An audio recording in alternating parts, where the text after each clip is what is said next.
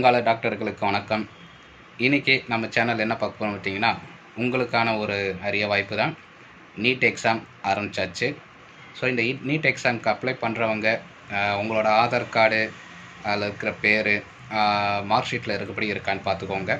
அப்படி இல்லைன்னா மாற்ற முடிஞ்சால் கொஞ்சம் மாற்றுங்க. ஆனால் இது கொஞ்சம் சிரமமான விஷயந்தான். கொஞ்சம் என்னங்கிற ட்ரை பண்ணி வேணால் பார்த்துக்கோங்க. மாற்றலைன்னா கொஞ்சம் எல்லாம் ட்ரை பண்ணி பாருங்கள். இதுவும் அந்த நேம் சேஞ்ச் பண்ணுறது ஒரு தடவை தான் பண்ண முடியும். அதனால் கரெக்டாக மார்க் ஷீட்டில் இருக்கிறபடி பண்ண முடிஞ்சால் பண்ணி வச்சுக்கோங்க. ஸோ இந்த நீட் எக்ஸாமுக்கு வந்து புதுசாக அப்பார் ஐடி அப்படிங்கிற மாதிரி ஒன்று கேட்குறாங்கன்னு சொன்னாங்க. ஸோ அது இம்பார்ட்டன்ட் இல்லை, ஏன்னா அவங்களே ஆப்ஷன் கொடுத்துருக்காங்க. இருந்துச்சுன்னா எஸ் கொடுத்து பண்ணுங்கள், இல்லைன்னா நோ கொடுத்து அப்ளை பண்ணிக்கோங்க. அதனால் ஒரு விஷயம் கிடையாது. ஃபோட்டோ, சைனு, கைரேகை.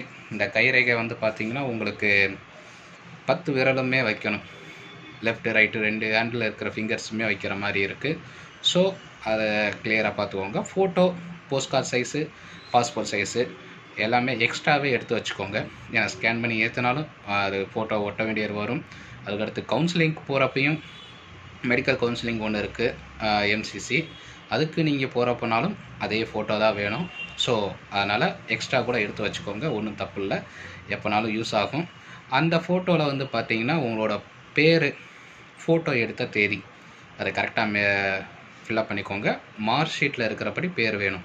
நீங்கள் ஏனோ தானோ அடித்து வந்துடாதீங்க, அதை ஏற்றுக்கிறாங்களான்னு தெரியாது. ஸோ மார்க் ஷீட்டில் இருக்கிறபடி உங்களோட பேரை நோட் பண்ணிக்கோங்க, அதான் மெயினு.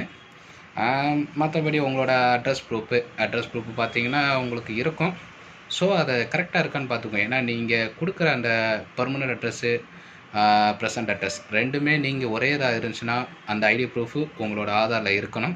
ஸோ அப்படி இல்லைற பட்சத்தில் 2 தான் நீங்கள் கொடுத்தீங்கன்னா 2 ப்ரூஃபுமே ஏற்றுற மாதிரி இருக்கும். ஸோ அதை கரெக்டாக பார்த்துக்கோங்க. என்ன ஃபில்லப் பண்ணணுமோ அதை கரெக்டாக ஃபில்லப் பண்ணிக்கோங்க. மற்றபடி வேறு ஒன்றும் கிடையாது. உங்களோட டீட்டெயில்ஸ் எல்லாமே நீங்கள் எப்பவும் போல் கொடுக்குறாதான், அதெல்லாம் கரெக்டாக ஃபில்லப் பண்ணிக்கலாம். டைமிங் இந்த மார்ச் 7 முடியுது. ஸோ அதுக்கு முன்னாடி அப்ளை பண்ணிடுங்க. லாஸ்ட் டேட்டில் பண்ணிக்கலாம் அப்படிங்கிற மாதிரி வச்சுக்கிறாதீங்க. இப்போயே நீங்கள் அப்ளை பண்ண ஆரம்பிங்க. அப்ளை பண்ணும்போது ஒவ்வொன்றா உங்களுக்கு டவுட் கேட்கும். ஸோ அதெல்லாம் கரெக்டாக கிளியர் பண்ணிக்கோங்க. மெயினாக பார்த்தீங்கன்னா மறந்துட்டேன் பாருங்கள், ஓபிசி கேட்டகரி அந்த சர்டிஃபிகேட் உங்களுக்கு இருந்தால் நம்பர் ஓகே ஆயிடுச்சுன்னா நீங்கள் அதை ஃபில்லப் பண்ணிக்கலாம். வேலிடிட்டி அது மார்ச்சோட முடிஞ்சு போயிடும், அது பிரச்சனை இல்லை. அது வேலிடிட்டி இருந்துச்சுன்னா அந்த நம்பரை சர்டிஃபிகேட் போட்டு என்ட்ரு பண்ணி விட்ருங்க. ஸோ அந்த சர்டிஃபிகேட் இல்லைன்னா ஃபஸ்ட்டு ஓபிசி அப்ளை பண்ணிடுங்க. அப்ளை பண்ணிட்டீங்கன்னா அந்த நம்பர் ஒன்று வரும், ரிஜிஸ்ட்ரேஷன் நம்பர் வாங்கிக்கோங்க. அப்ளை பண்ண டேட் கேட்கும், அதை ஃபில்லப் பண்ணிக்கோங்க. அதுக்கப்புறம் யார் உங்களுக்கு கையெழுத்து போடுவா அப்படிங்கிற மாதிரி கேட்பேன். தாசில்தார் தான் மேக்ஸிமம் போடுவார். ஸோ அது ஃபில்லப் பண்ணிக்கலாம். அதனால் அப்ளை பண்ணி வச்சுக்கோங்க. சரி, இந்த ஓபிசி எனக்கு வேணாம் அப்படின்னு பார்த்தீங்கன்னா எப்பவும் ஜென்ரல் கேட்டகரியில் போட்டுக்கோங்க, அவ்வளோதான்.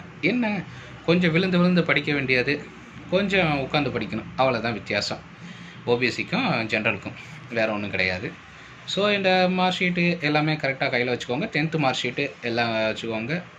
ப்ராப்பராக கிளியராக உங்களுக்கு தெளிவாக பண்ணணும்னா இப்போ இருந்தே ஸ்டார்ட் பண்ணிடுங்க. ஃபைனல் சப்மிட் பண்ணுறதுக்கு முன்னாடி வரைக்கும் நீங்கள் சப்மிட் பண்ணி வச்சுக்கலாம். ஃபைனல் சப்மிட் பண்ணிட்டீங்கன்னா எடிட் பண்ண முடியாது. அது கரெக்ஷன் போடுறாங்க, பட்டு அந்த நேரத்தில் உங்களோட சூழ்நிலை எப்படி மாறும்னு தெரிய முடியாது. ஸோ இப்போலேருந்தே நீங்கள் அப்ளை பண்ண ஸ்டார்ட் பண்ணிட்டீங்கன்னா உங்களுக்கு ஒவ்வொன்றா தெரியும். நீங்கள் எடிட் பண்ணுற ஆப்ஷன் உள்ளே வந்துக்கலாம். ஸோ அதனால தான் சொல்கிறேன், இப்போயே கொஞ்சம் அப்ளை பண்ண ஆரம்பிச்சிருங்க, சேவ் பண்ணி வச்சுக்கோங்க. மற்றபடி ஒன்றும் கிடையாது, உங்களுக்கு எல்லாம் தெரிஞ்சதுதான். All the best. நல்லா அப்ளை பண்ணுங்கள். வருங்கால டாக்டர்கள், சமூகத்துக்கு நல்லது செய்யுங்க. இதுதான் என்னோட வேண்டுதல் அப்படின்னு வச்சுக்கோங்களேன். ஏன்னா இப்போ எல்லாம் பார்க்குறப்ப எங்களுக்கு பயமாக தான் இருக்குது. நோயெல்லாம் பரவிட்டு கிடக்கு. உங்களால் முடிஞ்சால் எந்த நோய் வராமல் இருக்கிறது கண்டுபிடிக்க முடிஞ்சால் கண்டுபிடிச்சிருங்க, சரிங்களா? அடுத்த ஒரு வீடியோவில் உங்கள்கிட்ட பேசுவோம். அது வரைக்கும்